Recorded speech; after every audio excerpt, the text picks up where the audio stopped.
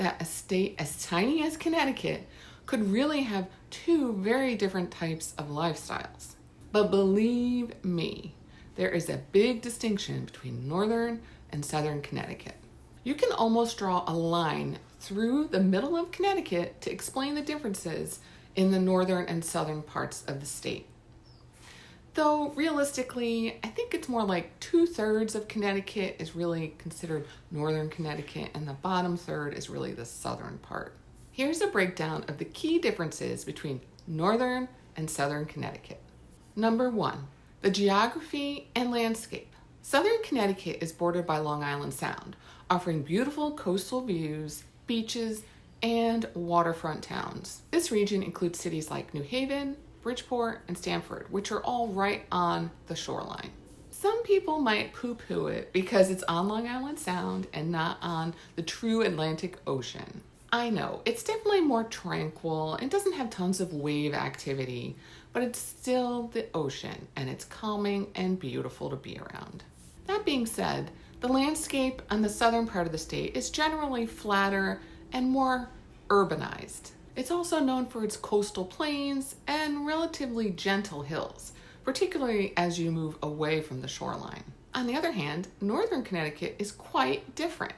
It features more varied topography with larger hills, mountainous areas, particularly in the northwest corner of Connecticut.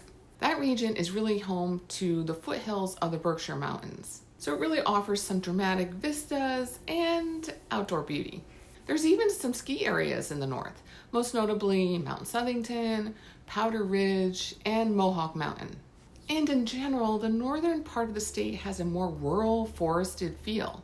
There's smaller towns like Winsted, Torrington, and Simsbury, and they're all surrounded by woods and farms and open spaces. So it generally gives the region a quieter, less populated feeling compared to the southern part. Number 2, let's talk climate. The southern part of the state benefits from a coastal climate, which means it has milder winters and cooler summers compared to the north. And due to its proximity to Long Island Sound, temperatures are moderated by the water, leading to more moderate weather patterns in general. It really can be a 10-degree swing between the coastal parts of Connecticut and the northern parts. It could be 60 degrees here one day and it's in the 70s inland. So when you watch a weather channel around here, they always give a shoreline forecast and an inland forecast because they are that different. But being near the coast, we also experience more rainfall and occasional tropical storms or hurricanes. We tend to get more precipitation throughout the year compared to northern Connecticut too. So we did have impacts from both Hurricane Irene in 2011 and Hurricane Sandy in 2012. Though technically Sandy was a post-tropical storm when it reached Connecticut, it still caused massive flooding along the coastline, particularly in towns like Bridgeport, Stamford, and New Haven. And it caused widespread power outages, property damage, and significant coastal erosion. So on the flip side, northern Connecticut really experiences more severe winters with heavier snowfall and colder temperatures. So the higher the elevation and distance from the coast make this part of the state more prone to snowstorms and freezing temperatures. Again, we can get an inch of snow on the shoreline, and the northern parts can get like 8 inches to a foot, no joke. That's a huge swing considering how small a state we are. And on the flip side, in the summer, northern Connecticut can experience warmer and more humid temperatures compared to the southern coast. Though some of the higher elevations can get some relief because there are cooler mountain breezes up there, but generally it is going to be hotter and more humid up there. Number 3, urban versus rural environments. In general, southern Connecticut has larger cities and a more urbanized environment. Like New Haven, home to Yale University, is the region's largest city and a hub for education, healthcare, and arts. Other cities like Bridgeport and Stamford are more metropolitan, with a mix of residential, commercial, and industrial areas. But this region is also home to suburban towns like Fairfield, Westport, Darien, which are very desirable for families and professionals due to their proximity to New York City. With that convenience of living closer to New York, as I've discussed in prior videos, that comes with a high price tag for a home. So the northern region of Connecticut is really known to be more rural and suburban. This area really has a greater emphasis on outdoor living and agricultural landscapes. I'm not saying there's no urbanization in northern Connecticut, because we do have Hartford and Manchester, but generally it is more rural. If you're looking for a quieter, slower paced lifestyle away from the bustling urban centers, northern Connecticut offers a more serene and peaceful environment. And to be honest, the population difference between the north and the south is quite noticeable, with the southern part generally being more densely populated than the northern part. I mean, this is really due to the proximity to New York, coastal access, and like I said, the urban centers, which are all major influences on population distribution. So southern Connecticut includes areas like Fairfield County, New Haven County, and parts of Middlesex and New London counties. It's more urbanized, like I discussed earlier. It includes major cities like Bridgeport, New Haven, Stamford, and New London. And this region is home to around 2.3 million people out of our 3.7-ish million that currently live here. So that leaves northern Connecticut with Hartford County, Litchfield County, Tolland County, and Windham County. It's definitely less populated and more rural, with smaller cities like Hartford, which is the state's capital. And this northern half of the state is about 1.4 million people. But when you consider that Hartford is almost 900,000 of that, and that's just one city, then the rest of the 500,000 is spread across this huge area. So yeah, it's definitely less densely populated than southern Connecticut. Number 4, economy and employment.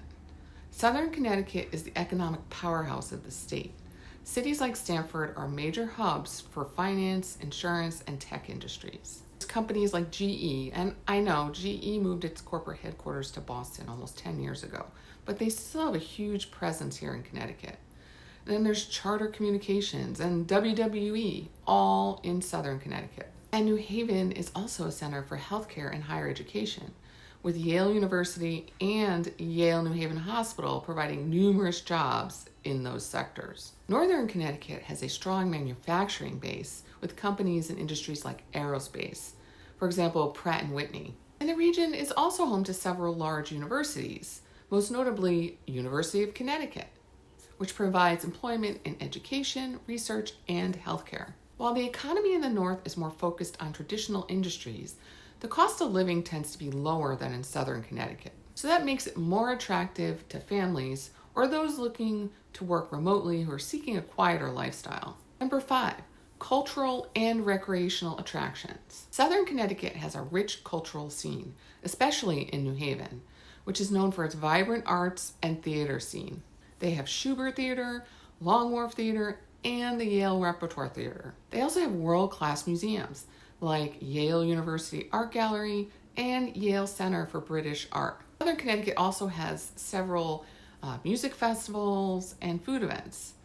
Like the Hartford Healthcare Amphitheater that's located in Bridgeport has really been growing in popularity since it opened a few years ago. There's also a large music festival. It used to be called Sound on the Sound, and now most recently, I think they changed the name to Sound Side Music Festival. But that's held in Bridgeport at Seaside Park every September. And we can't forget the Norwalk Maritime Aquarium and the Mystic Seaport Aquarium, which are all on our shoreline.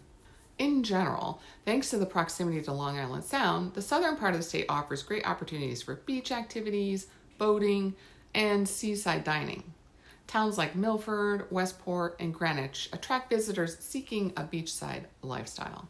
Northern Connecticut is a haven for outdoor enthusiasts. The region boasts hiking, skiing, fishing, and camping opportunities in the foothills of the Berkshires and the Litchfield Hills. Popular spots include Mohawk Mountain Ski Area, Talcott Mountain State Park, and the Appalachian Trail, which clips the northwest corner of Connecticut. They're also home to the Hartford Yard Goats, which is our minor league baseball team, as well as the CT Science Center, which is amazing and always has great things to do and see.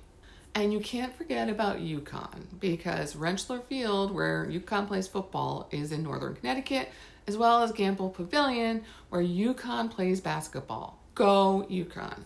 Northern CT is also known for its historical sites and small town charm. Visitors can explore quaint towns like Litchfield and Simsbury, which have historic homes, antique shops, and old churches. And you can't forget things like the Mark Twain House that's in Hartford, or Old Newgate Prison in East Granby, which is actually the first state prison in the nation. I've been there before. It's pretty cool, but a little creepy too. Another difference between North and South is transportation and accessibility. Southern Connecticut is well connected to New York City and other major northeastern cities, with easy access to I-95, Amtrak, and Metro North Railway. And even the further east you go, you still have Shoreline East, which connects you to both the Metro North and Amtrak in New Haven. So cities like Stamford are commuter friendly, making it a popular choice for people who work in Manhattan but want to live outside the city. They also have a more developed public transportation system in the southern part of the state, including not only train services, buses, but ferries as well. So this makes commuting and traveling around the region easier for those who don't want to rely solely on a car. While in northern Connecticut, it's less urbanized, so public transportation is really hit or miss. While the region is served by highways like I-84 and I-91, commuters tend to rely more on cars to get around. Of course, the larger areas like Hartford, New Britain, and Manchester have public transit, but the smaller towns basically don't. Now let's talk cost of living. The cost of living in southern Connecticut, particularly in Fairfield County, in such cities like Stamford, Westport, and Greenwich, tends to be higher than in the northern parts of the state. Housing costs can be steep due to demand from people working in New York City and living in Connecticut. There are many towns, especially in Fairfield County, where you cannot purchase a home for less than $700,000 to $800,000 unless you want a total fixer-upper. And to be honest, that price tag will get you a small ranch or a small cape that could be maybe 1,000 square feet. So yeah, those are hefty price tags. The northern part of the state generally has a lower cost of living, especially in the rural areas that I spoke about. Housing prices are more affordable and property taxes can be lower. This makes northern Connecticut attractive to families and retirees looking for a more affordable lifestyle. As you can see, Connecticut is quite split when it comes to lifestyles. Southern Connecticut offers an urbanized coastal lifestyle with easy access to New York City, excellent job opportunities, and a rich cultural scene. Northern Connecticut, on the other hand, provides a quieter, more rural environment with access to outdoor activities, affordable living, and generally a slower pace of life. So the decision between the two largely depends on your lifestyle preferences, your career goals, and your desire for urban versus rural living. Which do you prefer? Please put it in the comments below. And until next time, have a great day.